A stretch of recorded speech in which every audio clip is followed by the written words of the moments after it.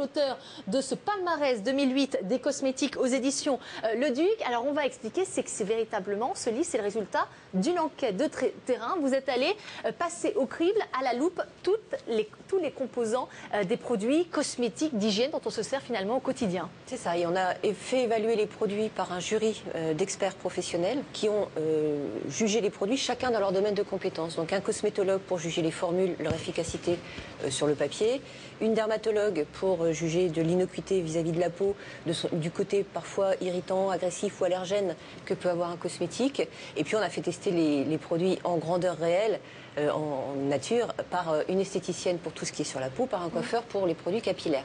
Et donc on a réuni tous ces critères-là, on a rajouté des critères de toxicité sur les ingrédients quand on les connaît, de rapport qualité-prix, et puis on a établi un classement. Celui que vous avez en main, le 2008, c'était la deuxième édition, la troisième va sortir en novembre, ce sera le palmarès 2009. Alors vous mettez en valeur les produits justement gages d'efficacité, de fiabilité, en menant comme ça cette enquête de terrain. Est-ce que vous avez trouvé dans le commerce des produits qui ne méritaient pas leur place dans les rayons pour des raisons de toxicité, pour un manque d'efficacité? Vous en avez trouvé des produits comme ceci? On trouve des produits qu'on trouve vraiment dommage de voir proposés au public et même parmi des grandes marques. Donc c'est pas forcément parce qu'une marque est très installée ou qu'elle est très diffusée qu'elle va proposer de très bons produits. En revanche, on a trouvé des petites merveilles dans des tout petits laboratoires qui développent 2 ou 3 produits, mais qui sont des produits de qualité. Alors ce que je dis là, c'est pas une vérité pour tout le monde, mais c'est vrai qu'on trouve de tout partout. Donc aussi bien en grande surface qu'en parapharmacie, que dans les magasins spécialisés en bio, que dans tous les réseaux de distribution des cosmétiques, on peut trouver du très bon et on peut trouver aussi du très mauvais. D'où l'importance de savoir choisir vraiment en fonction des bons critères, les cosmétiques. Puis en ces temps où on parle beaucoup de pouvoir d'achat, parmi les critères justement utilisés pour faire ce classement, puisque vous classez véritablement les produits, il y a aussi le critère du prix. Mais oui, parce que quand on voit, je sais pas, par exemple pour des sérums anti-rides, 3 huiles végétales, ou pire encore, 3 huiles minérales mélangées à un peu de silicone, qui sont des ingrédients synthétiques qui ne coûtent pas grand-chose, et avec un petit peu de parfum, et que c'est vendu à un prix qui défie toute concurrence, parce que c'est une grande marque avec un bel emballage. Un beau packaging. On se dit c'est abusé, quoi. Vraiment c'est abusé. Alors qu'à côté, on va avoir une huile qui ne va pas coûter très cher, mais qui va être un mélange d'huiles végétales qui vont apporter des éléments essentiels à la peau, les mêmes, des acides gras, des vitamines. Avec Sophie. On va trouver avec un petit peu d'antioxydants, éventuellement un peu d'huile essentielle pour ajouter de l'activité, et on va avoir un prix qui est tout à fait raisonnable et une efficacité qui sera meilleure sur la peau.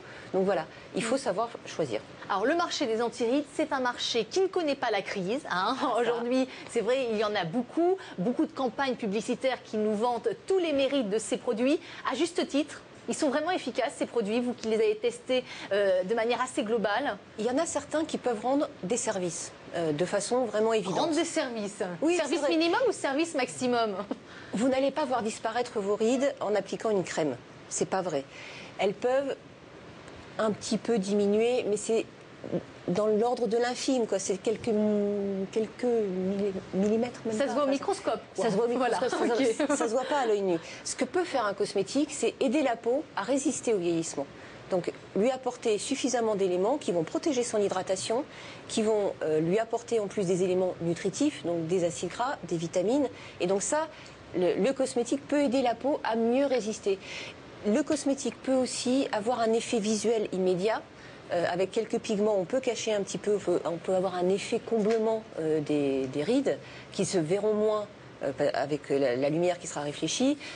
Ils peuvent aussi avoir un effet un petit peu lissant, tenseur, mais dans l'instant, quoi. Donc il peut y avoir un effet visuel immédiat, mais sur le long terme, le cosmétique peut aider la peau à mieux résister. Mais un anti-rides, c'est finalement une bonne crème hydratante ou c'est beaucoup plus? Alors c'est à la base, de toute façon, une crème hydratante, une crème qui va aider à maintenir l'hydratation. Une crème riche. Mais elle va être enrichie avec quelques éléments plus spécifiques, quelques ingrédients quand même plus spécifiques qui vont vraiment apporter des éléments à la peau qui vont plus être ciblé anti-âge. Sophie. Oui, crème hydratante, je voudrais juste enlever une idée reçue, c'est que le mot en fait est erroné, parce qu'on a l'impression quand on dit crème hydratante que l'eau va rentrer dans la peau. Et on n'a pas une peau perméable, imperméable à l'eau.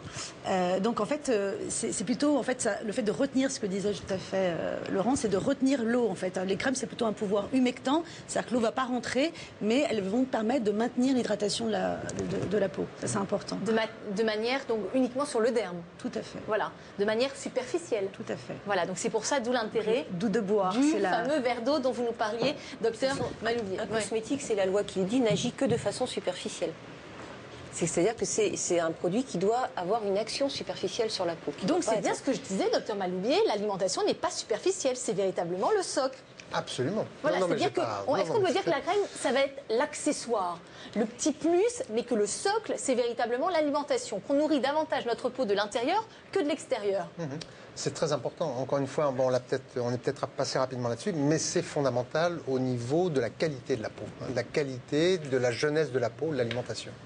Alors, on va justement faire un décryptage, puisque vous avez passé à la loupe différentes crèmes anti-âge. Allez, on va dire qu'une vingtaine sont recensées dans votre livre, ont retenu l'attention de jury, et il y a toujours un top 3. Donc vous allez nous expliquer pourquoi ces 3 crèmes, justement, ont retenu plus particulièrement votre attention, et quant à leur composition, et également quant à leur efficacité. Alors on y va. Donc ça, numéro 1. Le top 3 2008, il y aura quelques changements en 2009, ça je peux déjà le dire.